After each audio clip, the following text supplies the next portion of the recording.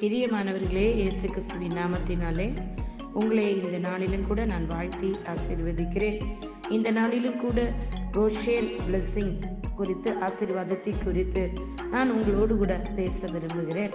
வேதாகமத்தில் எரேமியா 29:11 எரேமியா 29:11 நீங்கள் எதிர்பார்த்திருக்கும் முடிவை உங்களுக்கு கொடுக்கும்படிக்கு நான் உங்கள் பேரில் வைத்திருக்கிற நினைவுகளை அறிவேன் என்று கர்த்தர் சொல்லுகிறார்.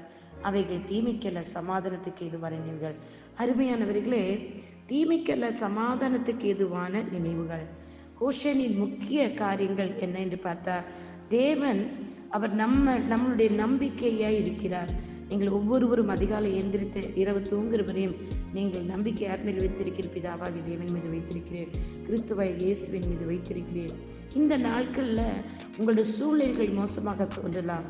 தேவனை எப்போதெல்லாம் நம்முடைய தேவைகளை அவர் சந்திக்கும்படி அவருடைய பக்கத்தில் போய் நிற்கிறீர்களோ, அப்பெல்லாம் என் தேவனாகி கர்த்தர் இந்த ஹோஷேன் என்ற வார்த்தையை நமக்கு நினைவூட்டுகிறார். இந்த வார்த்தை பாருங்க, பஞ்சத்தின் போது இஸ்ரவேலர்களை தேவனாகி கர்த்தர் ஆதரித்தது போல நம்முடைய தேவையின் போதும் அவர் நம்மை ஆதரிக்க வல்லமையுள்ளவராக இருக்கிறார். அவருடைய வழிகாட்டுதலை தேடுங்க. நீங்க தேவனுடைய நினைந்திருப்பதன் மூலம், அவருடைய வழிகாட்டுதலை தேடுவதன் மூலம், அவருடைய தயவு மற்றும் ஆசீர்வாதங்களுக்காக நாம் நம்மை நிலைநிறுத்துவோம். வார்த்தையில நிலைநிறுத்திருக்க கடவோம். வார்த்தை விட்டு வெளியே போகக்கூடாதுங்க.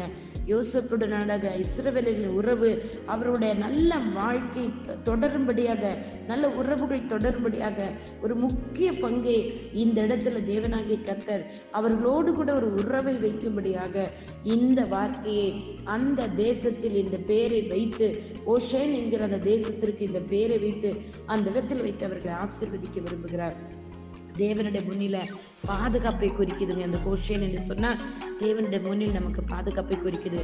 இஸ்ரவேலர்களுக்கு பாதுகாப்பும் அடைக்கலுமாக இந்த கோஷேன் இடம் அவர்களுக்கு ஆசீர்வாதமாக இருந்தது போல, இன்றைக்கு நாமும் தேவனுடைய பிரசன்னத்தில் நீங்க இருக்கும் பொழுது, நிச்சயமாக அவர்கள் நிலைத்திருக்கும் போது அவர் நம்மளை ஆறுதலை செய்கிறார், பாதுகாக்கிறார், நமக்கு அமைதியை தருகிறாருங்க.